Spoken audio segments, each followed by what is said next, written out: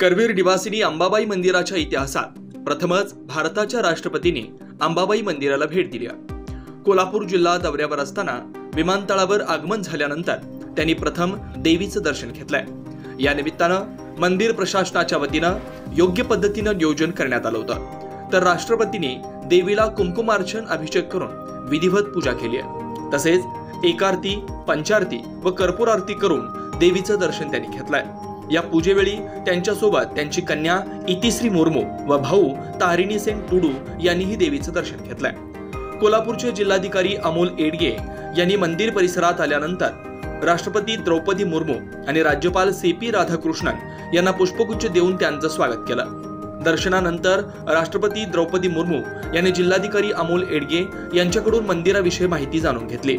तसेच मंदिरातील दगडी झुंबर आणि शिल्पकलेची पाहणी करत देवीच्या किरणोत्सवाची माहिती त्यांनी घेतली.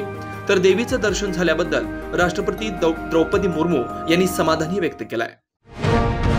अशाच ताज्या अपडेटसाठी महासत्ता न्यूजला सबस्क्राईब करा.